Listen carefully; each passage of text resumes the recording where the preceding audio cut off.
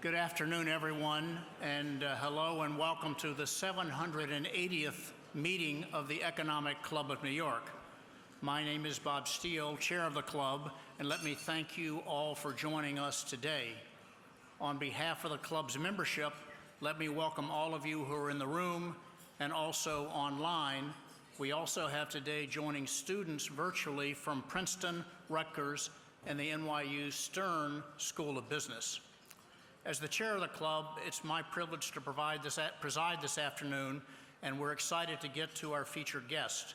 But first, as we do at this time every year, we're going to take a few minutes to recognize and spotlight the club's Fellows Program, which is in its 7th year. The Fellows Program is a year-long program that engages rising executives in discussions on important and timely issues. In addition to the fellows that live here and work in New York in the metropolitan area, we also have created a virtual National Fellows class. Our impressive class for this year includes 95 diverse next-gen business leaders from all over our country. Without fail, each of these talented individuals have enthusiastically embraced the opportunities presented to them over the course of the year from our program.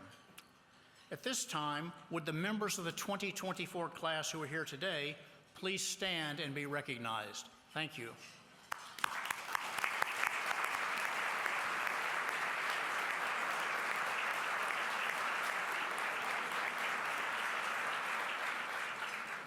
Congratulations. As part of the Fellows Program, we conduct an annual Innovation and Social Impact Challenge. Fellows who participate research and write a white paper and present it to a panel of club members who serve as judges to comment on the ideas and the projects. This year, we gave our fellows 4 different themes they could consider. First, energy independence. Second, generative AI. Third, corporate governance.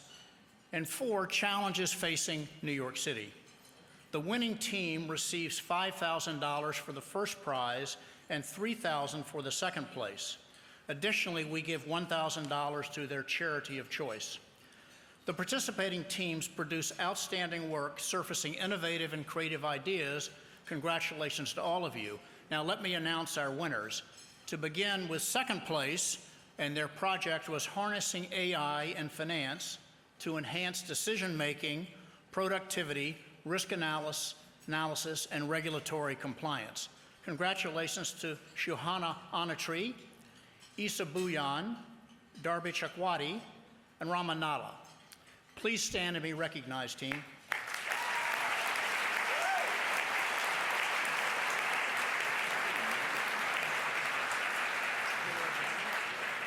Now, the way the program works is people can join and enter as a team, and they can also present projects individually. So some of our most ambitious members of the program did both, and excitingly, one of the names you just heard as part of the team also won as the first place, and let's congratulate Shoshana Antri, founder and CEO of Navigator AI, for her paper on implementation of ethics in AI warfare.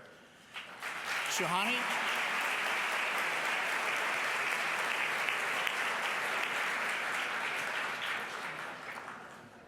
So let me now move to the fun part of introducing our guest tonight.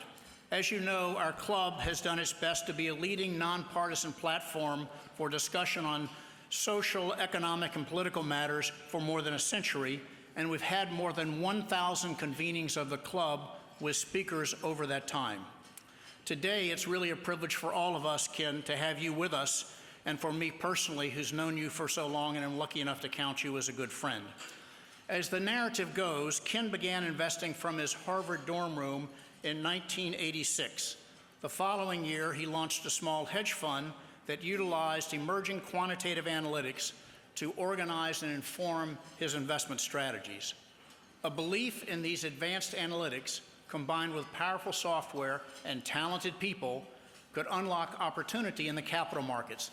That drove Ken to start Citadel in 1990, 1 year after finishing his undergraduate degree at Harvard. Fast forward, today's team is roughly 3,000 people working in the Citadel asset management area, where they have $65 billion of invested capital. The firm is recognized as one of the most successful and profitable hedge funds. The second part of Ken's business, he's the founder and non-executive chairman of the market-making firm Citadel Securities. Established in 2002, Citadel Securities is one of the largest liquidity providers, serving more than 1,400 institutional clients, including many of the world's largest central banks and sovereign wealth funds. I also want to acknowledge, too, the third point is that Ken is really a passionate philanthropist who has been so gracious and donated more than $2 billion to advance initiatives in education, opportunity, and health sciences. The plan for today is now we'll be lucky enough to have Ken be in conversation with Sonali Basak, the anchor and lead finance correspondent from Bloomberg TV and correspondent for Bloomberg News. Sonali covers this area carefully for all of us and keeps us posted on a day-to-day basis, and she's known and worked with Ken for over a decade, so it's a special treat for her to be here in conversation with Ken. Just to remind everyone, this conversation is on the record. There are media in the room and online, and so now let me welcome Ken and Sonali. Thank you.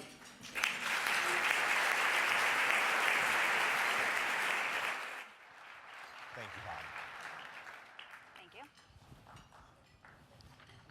Bob, thank you for that introduction. And Ken, thank you for sitting with us today. You know, I've been thinking a lot about this interview over the last couple of weeks. A lot has happened, but I do want to just take a big step back, because a lot of people in this room have been very stuck in the weeds, stuck on day-to-day headlines, and really, let's just acknowledge we're weeks away from a new administration in the United States. From your perch, what's most on your mind?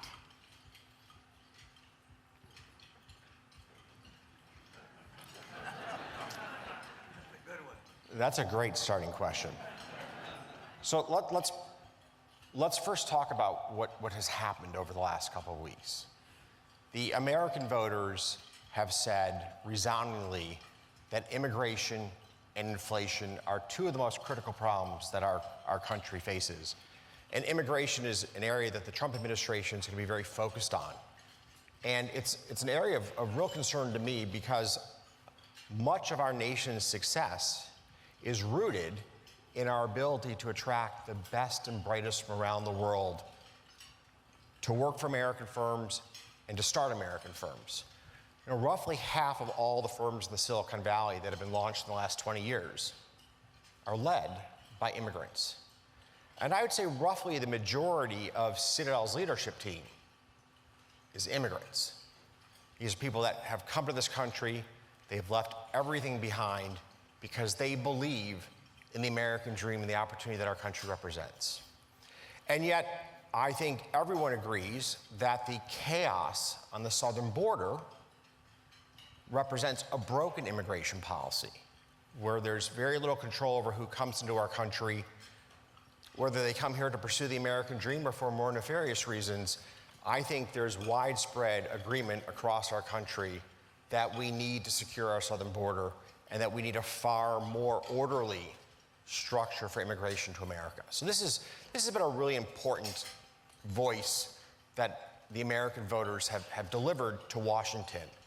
And I'm pleased to hear that voice, but I'd like to see Washington now execute on an immigration policy that is thoughtful, that protects this nation's great stature in the world of being the country you come to pursue your dreams. And on that note, for just a moment, I was in Europe last week and had a chance to talk to some of the most senior policy leaders in Europe.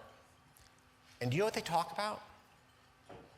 They talk about how Europe loses its best and brightest to America.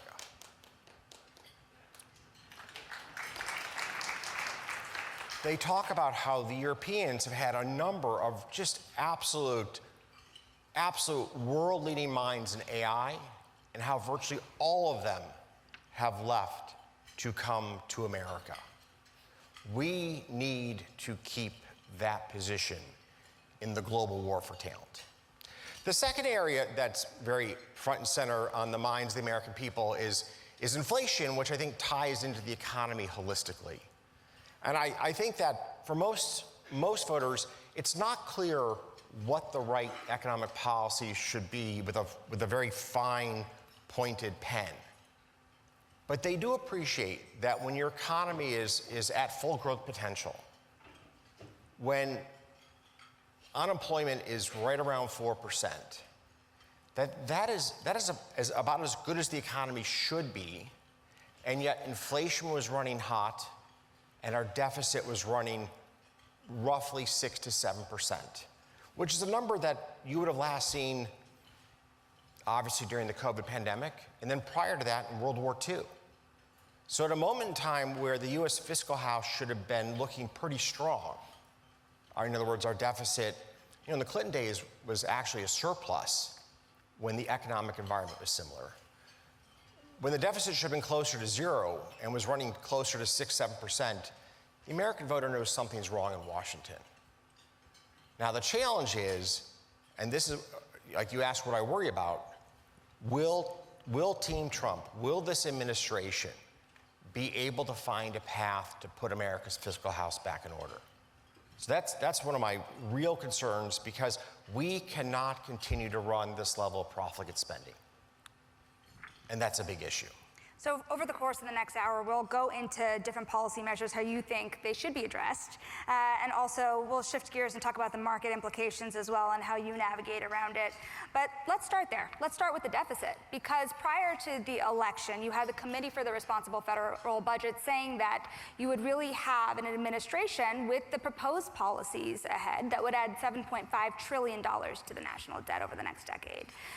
How do you start to trim that fat? I mean, how do you start to bring that number down? So here's the question. How much did both candidates run on a strategy of promise the world and then deliver reality post-election? I mean, neither party had a compelling story as to how they were going to put America's fiscal house in order. And I think it's very difficult to have judged either Vice President Harris or President Trump on the merits of their economic policy, because neither set forth a plan that was substantive, tangible, and would achieve the results that we need for the American people. And I think that's part of the reason that, for example, the Secretary of Treasury is so important, the role of the Senate, the role of the House. We're going to have to see the Republicans govern and make some very difficult decisions about where to cut, what tax cuts, if any, happen or are maintained. Like, we've got to put the fiscal house in order. And these are really unpopular decisions for politicians to make. A big part of that $7.5 trillion projection really does come from tax cuts, more than you've seen in 2017. Do you think any of those can get done with where the deficit stands today? Of course, this administration is very different than when we saw Trump back then, given the size of the deficit ballooning. So in both scenarios, Trump has inherited the following problem. American productivity is below where it needs to be for us to deliver on the promises that we have delivered to our retirees and our forthcoming retirees. Like, there's no way out of our current situation in terms of the promises that we've made other than to get American productivity up. I think in the first set of tax cuts, and to be clear, I think Trump made a bet. If we cut taxes, if we incentivize corporations and investors to take more risk, to put more money into R&D, to put more money into capital, to put more money into software and to modernize their businesses, we will get the productivity gains that we need. Now, we'll never know the answer to that because the pandemic hit shortly thereafter. Like, we just won't know. And then the Biden administration, I think one of the real challenges for American business is the Biden administration was 4 years of extremely difficult regulatory policy and an extremely activist, both DOJ and FTC, that really struck at the core of America's competitiveness and our ability to increase productivity. So the big problem is we've got to get productivity growing. I don't think we have the fiscal room to cut taxes from where they are today. And I think there's a real question about where do we need to raise taxes to start to put our house in order? What's the answer to that? It's going to come down to what the spending side looks like. So you've got, it's like any profit and loss statement. We've got a spending side, we have a revenue side, and the question is, what cuts are we willing to make on the spending side? But somebody's going to have to take out a piece of paper and a pencil, and just like every American household does, we're going to have to find a much closer to balancing the budget solution than what we've lived through over the last 4 years. How does the bond market behave? On the wake of the presidential victory, you really saw long-term interest rates, the 10-year, just really take off in terms of where the yield had gone. How does that behave moving forward as these decisions are made?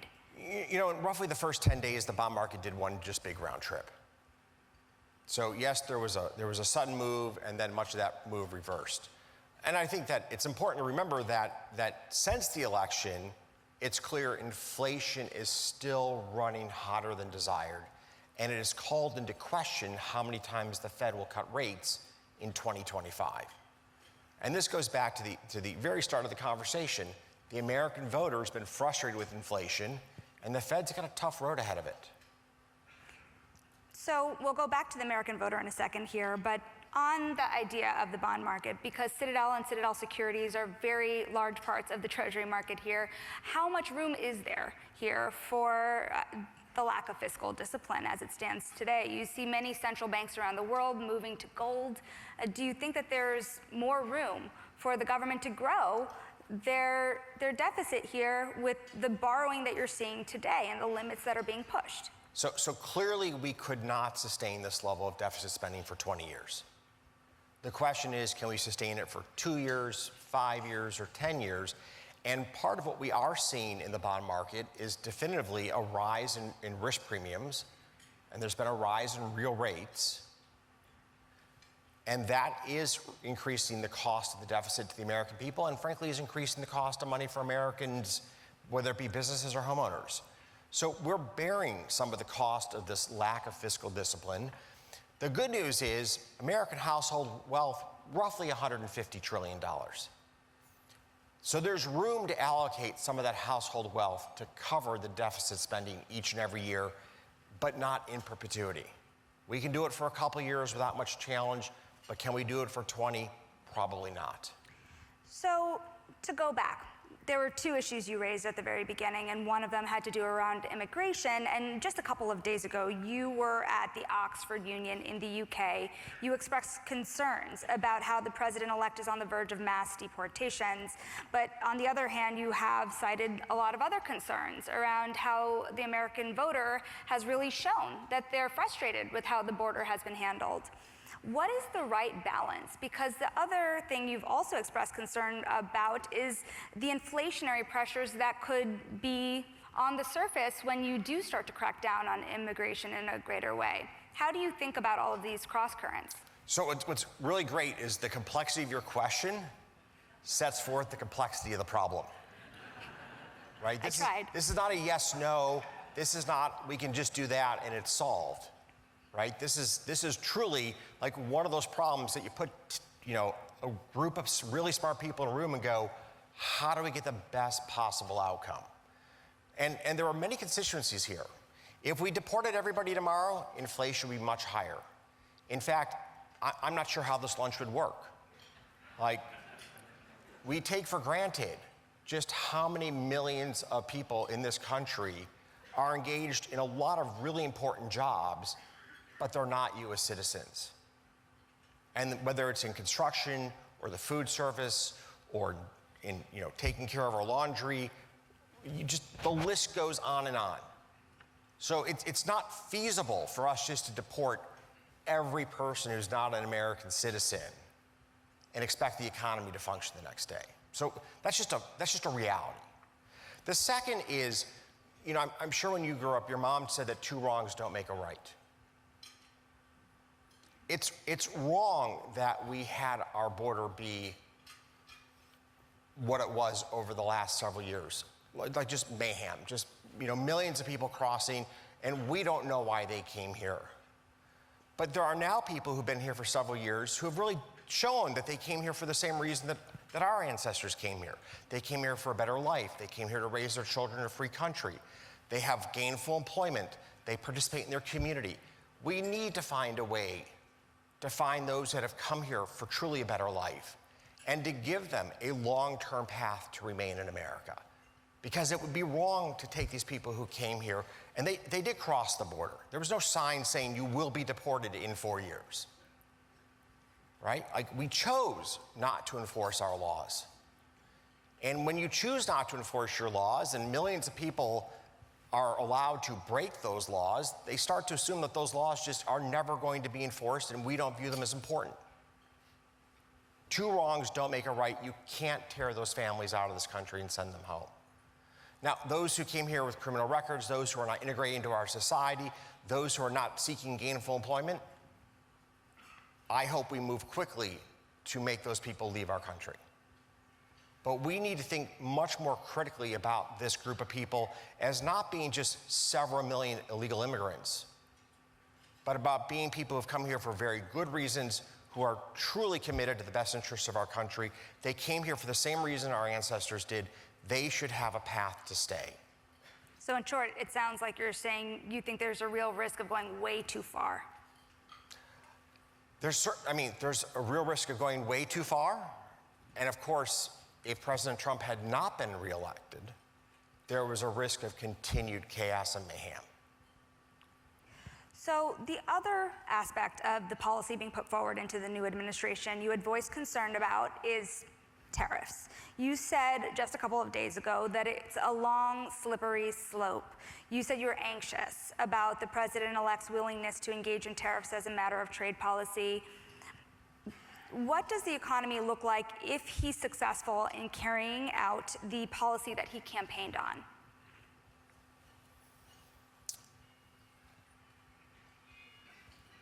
I am gravely concerned that the rise of tariffs puts us on a slippery slope towards cronyism capital. So when you implement tariffs for the American companies that produce goods in America, there's unquestionably a short-term benefit. You've just taken your competitors and severely disadvantaged them. The challenge with this, and we know this from the history of economics, those same companies that enjoy that momentary sugar rush of having their competitors removed from the battlefield soon become complacent, soon take for granted their newfound economic superiority, and frankly, they become less competitive on both the world stage and less competitive at meeting the needs of the American consumer. And then, of course, once you're in this world where companies know that their very existence is because of tariffs, in other words, if the tariffs came down, they wouldn't be able to compete, they wouldn't be able to thrive. Now you're going to find the halls of Washington really filled with the special interest groups and the lobbyists as people look for continued higher and higher tariffs to keep away foreign competition and to protect inefficient American businesses that fail to meet the needs of the American consumer. Are you concerned here that some companies, some industries will be benefiting at the expense of others, even in this country? Well, of course that's true, right? Those companies that bring in goods from around the world will be disadvantaged out of the gate. Those companies with a very large domestic production base will be advantaged out of the gate. I'm not so worried about I should be more worried about it, to be blunt. I haven't given much thought to sort of the internal equity as between these parties in the United States. I'm much more concerned that this is the beginning of a slippery slope towards economic, both irrelevance and going back to the earliest point, a decline in productivity, a decline in the very important need that we have to increase American productivity. It's interesting to hear you talk about crony capitalism in that manner, because I was actually going to ask you about the role of money in politics more largely. You know, in this election cycle, you certainly have seen large-scale donors look to find their way into cabinet positions or close to the president in other ways. Of course, the role of money in politics has increased very dramatically. You yourself are a large donor. Do you worry about crony capitalism showing up in other ways? So, Of course. Of course. And I lived in Illinois, and I saw a very perverse form of crony capitalism where the teachers' union holds the body politic captive. And so now what you find is each and every year when you're negotiating the compensation and benefits for teachers, the teachers' unions are effectively on both sides of the table. Literally, the mayor of Chicago is a former member of the teachers' union, negotiating with the teachers' union. And let me be clear, the negotiation is how much money can you give the teachers' union, and the taxpayers and the children are left out in the cold. They're just left out in the cold. You know, Chicago's looking at $1 billion deficit next year on a roughly $17 billion budget, and there's no clear path to closing that deficit. And a lot of this has to do with just the rampant giveaways from the whether it's the state of Illinois and the governor's office or the mayor to the state and local unionized employees, the public sector unions. So I do worry about the issue that you give rise to. And in Illinois, it'd be mirrored by, if you look at the top 10 contributors to the Democratic Party, they're almost all unions, and the top 10 contributors to the Republican parties are all individuals. It's a bit of something to think about, all right? Now here's an interesting thought. Who do you want in Washington? Like, I love seeing Washington people that are used to running and successfully running large businesses. Why? They know how to make teams work. They know how to get things done. That's a really important asset to have in Washington, in particular with a government that has demonstrated repeatedly in recent history its inability to get things done. So I'd love to see more people who've been successful in the business realm in DC giving back to our country. And I think to believe that somebody who's in their 50s or 60s who's had a really great career in the private sector, to think that they're going to go to Washington with the mindset of being crony capitalists when their next chapter in their career is likely to be retirement is a bit preposterous. They're going to Washington out of public service. And one of the great parts of our country's history is the sense within America. When I was in my 30s, I was taken to lunch by Andy McKenna, one of the prominent businessmen in Chicago. And he laid out how the business community in Chicago always came together to support the city. And that now that I was in my 30s, it was my turn to step up and to help support the arts in Chicago, the schools in Chicago, the city in Chicago. Our heritage of public service is a huge asset of our country. To that end, anyone who's been watching you over the last couple of years, yes, and we will talk about Citadel next, of course, but they've also watched you give a lot to the Republican Party, more than $100 million of late. You did not give to Trump, but your presence across down-ballot races across the entire country was very, very notable. I want to know, to what end? What are you trying to accomplish? What is the mark you want to make on the Republican Party? So what I would love to see, and I have colleagues at Citadel who are passionate Democrats, and I believe they share the same goal. I want to see great people in government. I want to see somebody like David McCormick in the Senate, who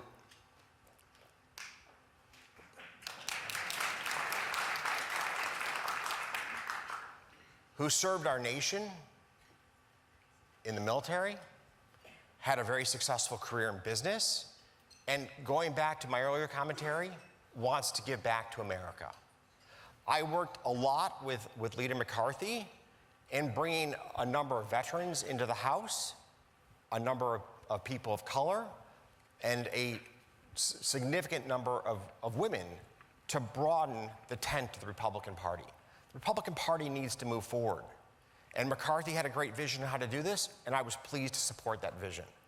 And I want to see people like Dave McCormick serve in our government, because if Dave McCormick has a great run in Washington, other people who are not lifetime politicians may take the risk and choose to go through the ordeal of an election to serve our nation. Do you have political ambitions? So, I mean, clearly I do, given I support all these people in the issue of politics, right? because I'd like to believe that my children are going to grow up in a country and their friends and their generation will say the American dream that people fought for 250 years ago is still alive and well. And I think everybody in this room has an obligation to continue that fight. This is the leadership of this city. And if we're not willing to commit ourselves in the realm of politics, whether it's supporting candidates, whether it's giving advice on policy, whether it's writing op-eds, if we're not willing to put ourselves out there and at risk, then who is? I've always told my son, it's an incredible statement. The signature that we all know on the Declaration of Independence is John Hancock. He was one of the wealthiest men in America. He signed his own death warrant in the belief of our freedom. We have to honor that legacy.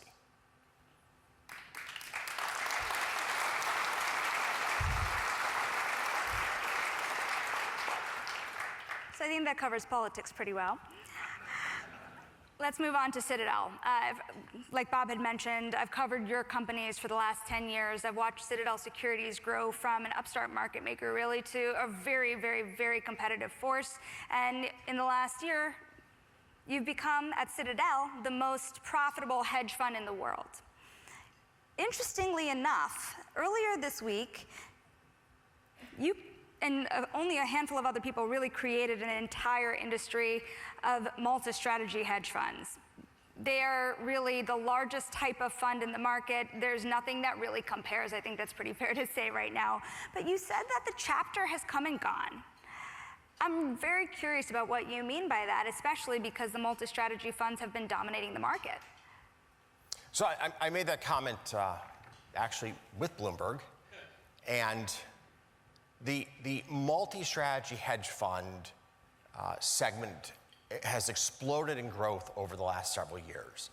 And like any area of the economy where you have a rapid number of new entrants, you have a rapid increase in competitive dynamics, you tend to have a thinning out at the end of that journey. You tend to see your second-tier firms, your third-tier firms really face difficult times and disappear. And I think that we're in a consolidation phase within the multi-strategy hedge funds.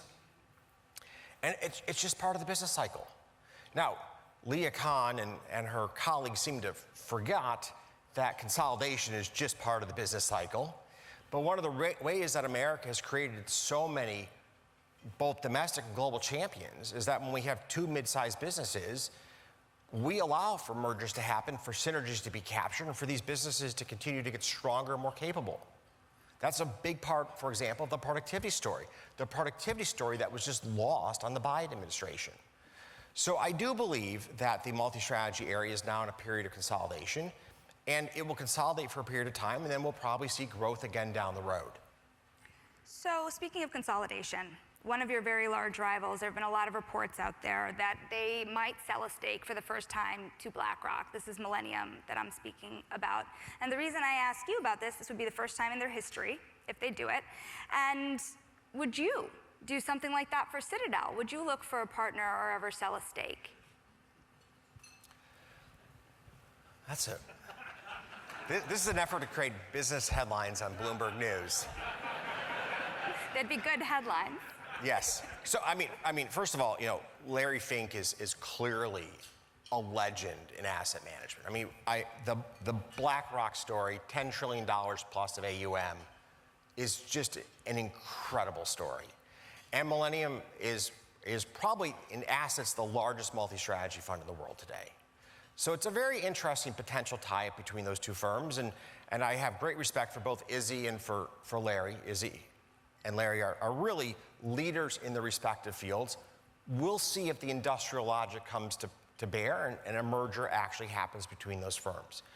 At Citadel, the vast majority of the firm, almost all of it, is owned by those of us who are actively engaged in the firm day in and day out. We take great pride in being a private partnership. It has served us well for 30 years. But if you look at Citadel Securities, we did sell a small minority stake to Sequoia, one of the world's leading venture capital firms. And we would be open to the possibility of selling a minority stake in Citadel at some point in the future. What kind of partner would make the most sense for you?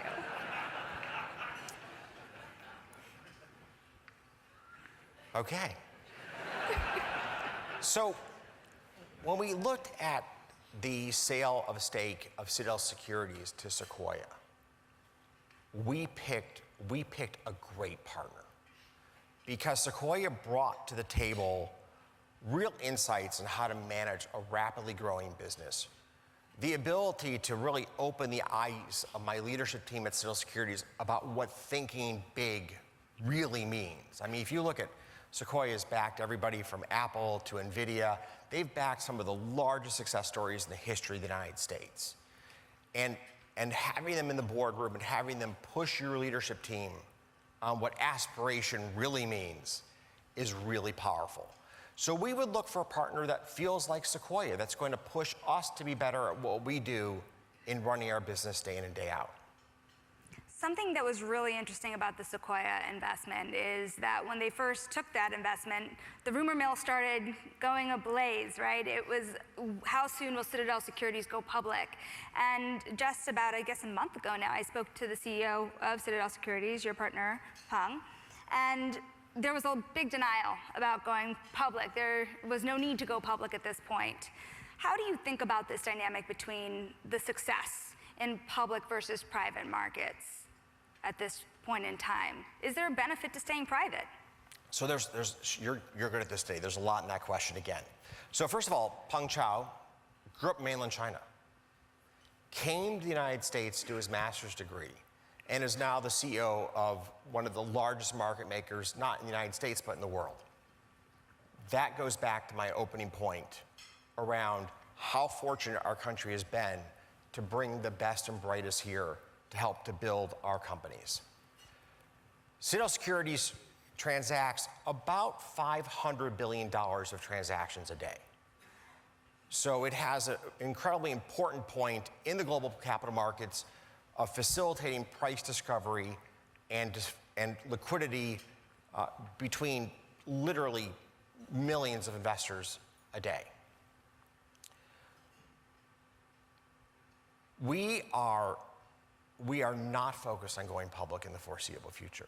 We're focused on building the business, on investing in our future, and we do believe that there are benefits to being private during this period of very, very rapid growth.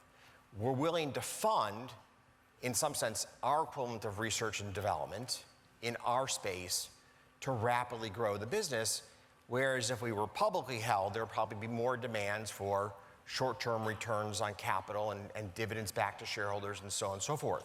So right here, right now, there's a real focus on invest in the business, reinvest in the business, focus on maximizing our long-term potential that we can do at the scale we're at today. And at some point in time, the capital demands of the business will push us towards being public, but we're not there yet. Now, having said this, as a country, we need to make being public much more attractive. And over the last 20-some years, the SEC, often coming from a good place. So, for example, Sarbanes-Oxley came from a very good place. But the quilt work of regulatory burdens on public companies has become so great that you're seeing a rapid diminution in the number of public companies. And you're seeing privately held firms stay private much, much longer. And you're seeing these pools of capital that facilitate private firms staying private much, much longer. You know, I was with a large private equity firm just a few days ago. They came to us with a proposition to invest $5 billion into Citadel Securities for a minority stake that would facilitate us staying private longer. Now, that sounds wonderful from our perspective, but that's a negative story about the functioning of our public capital markets. We need to make being public in the United States a much more attractive proposition, because I do believe when it's all said and done,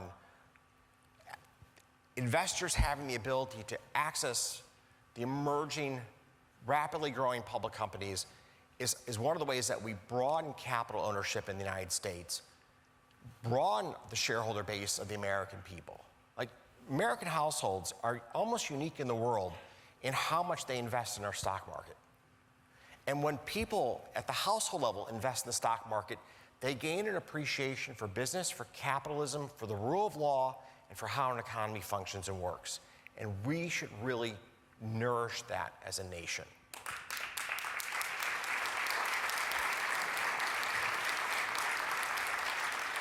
So if you're concerned about the number of public companies, and the IPO market has been blocked in many ways, and not just recently, over decades, really, if you see how many companies have gone either private or how much the capital markets have, in terms of the number of companies, have shrunk.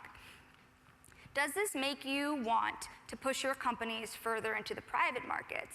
At Citadel, do you think a lot about private equity or private credit and how you would get a part of that ever-growing pie?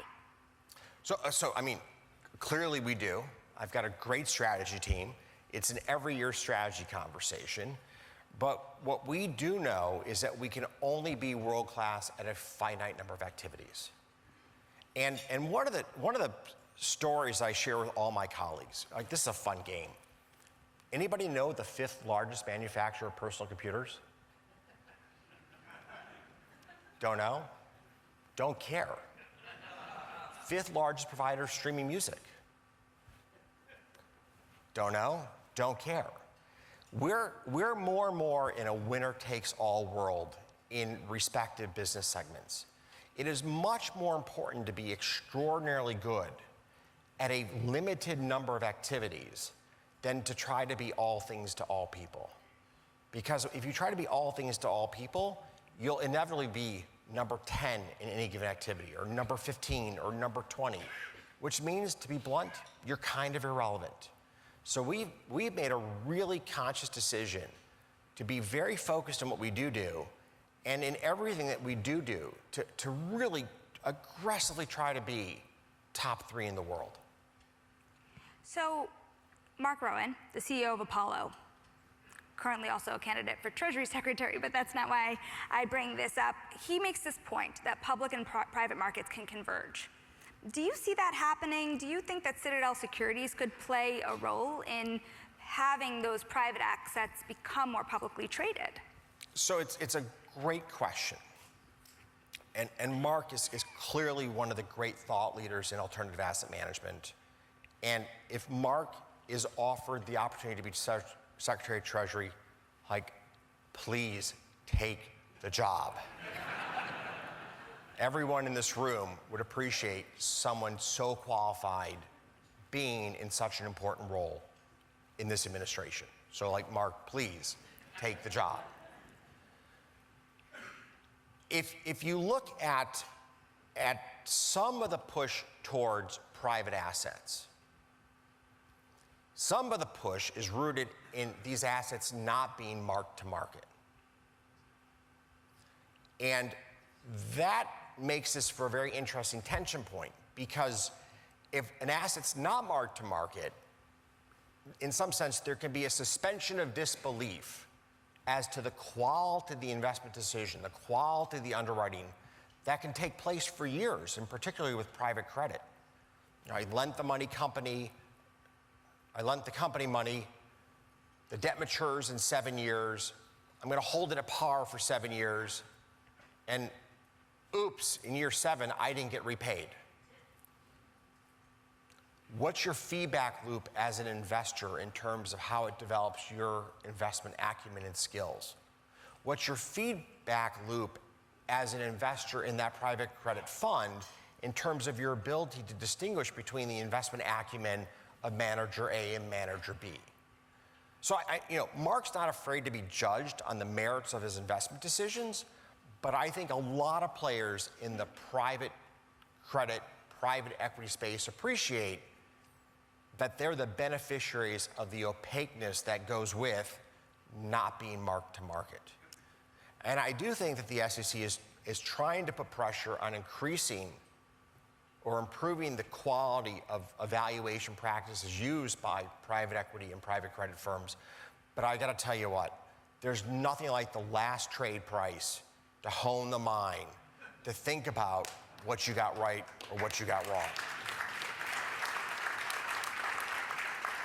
Speaking of the SEC, you've kind of spoke about the idea of a rollback in some of the more aggressive regulatory posturing that we've seen over the last 4 years. You've brought it up in the vein of Lena Khan, though, and I'm wondering what you think about the SEC, about what might be rolled back that might allow you to do other things that you have not been able to do over the last 4 years.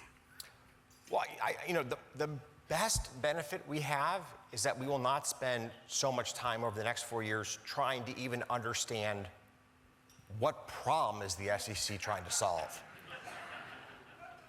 To be clear, all right, we run both one of the world's largest hedge funds, one of the world's largest market makers. I depend upon markets that have integrity, that have transparency, that people trust, and that people participate in. So I'm aligned with any regulatory agenda that advances those core principles. And yet, over the last 4 years, there were a number of rule changes proposed where to be blunt, it's like, what problem are we trying to solve? Like, if you tell me the problem we're trying to solve, then we can debate the merits of this rule change. But it was often a head scratcher. I'll share with you one of the most absurd ones. They wanted us to document every conflict of interest that a piece of software would create between us and our client. In extreme, if I write a model in Excel, a spreadsheet projecting IBM's earnings, I was supposed to write out how the use of that spreadsheet created conflicts of interest between me as the asset manager and my client. Like, this would be the Full Employment Act for hundreds of thousands of compliance officers. And yet, I can't think of a single meal that those people are putting on the table of American households. When Citigroup's got 30,000 people in compliance, something's gone wrong. So, the next 4 years of the SEC, I'm highly confident that they will propose new regulation, but I'm more confident that they'll propose a reason, and a reasonable reason for that regulation.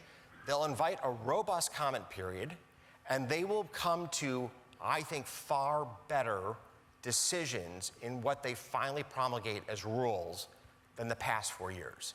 And the good thing about the rules of the last 4 years is so many of them are so overreaching, we're seeing the courts strike these rules down. The dealer rule, for example, that traders of U.S. Treasury securities, so active traders of U.S. Treasury securities, were going to be required to register as dealers in treasuries. Shouldn't we be trying to encourage people to be active holders of U.S. Treasuries, given this quantity that we're trying to issue? I would think so. But the SEC was going to simply make it more costly and more prohibitive to do so. That rule was struck down by the courts today, for example. So much of Gensler's agenda will ultimately not survive, in my opinion, the next 4 years. Between the courts and a new SEC, we're going to see a rollback of the regulatory onslaught from the SEC that's been imposed on the American taxpayer and on American money management firms. Do you ever worry that the rollback could go too far? You know, a comment we think about a lot at Bloomberg is that a lot of people who are in the financial markets today, a lot of people who are entering the financial markets today don't remember 2008, or either were not working in the financial industry during it. So the pendulum always has a propensity to swing too far in both directions.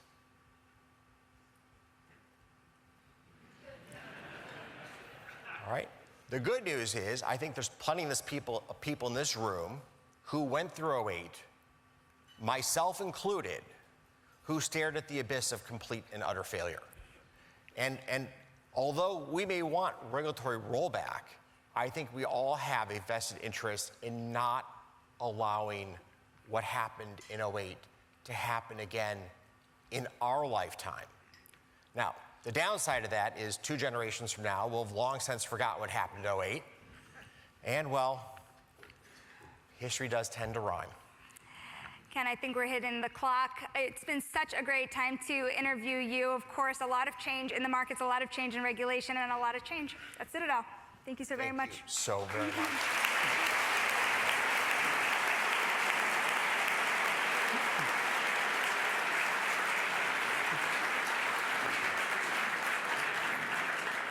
Well, thank you, Sonali and Ken, and I think the discussion lived up to everything we had all hoped for, and we're so very appreciative. On the back of your program today, you can see we have 2 more exciting speakers joining us in the next couple of weeks, and also many great things confirmed also for early 2025. And on December 10th, we'll host a club centennial and member holiday receptions. Also, please check the websites to see what's popping, and we look forward to seeing you and your guests. Finally, let me just take a moment to recognize the members of our Centennial Society joining us today. You can see in your program the honor roll of those who've supported the club. This group of almost 400 people, members, has deeply committed to the club's mission, and they've provided extra service to us with their support to allow us to thrive in the years ahead. So let me just conclude by saying thanks all of you for joining us in the room. We look forward to having you join us for lunch, and those who were with us virtually, thank you for joining, and thank you again, Ken and Sonali.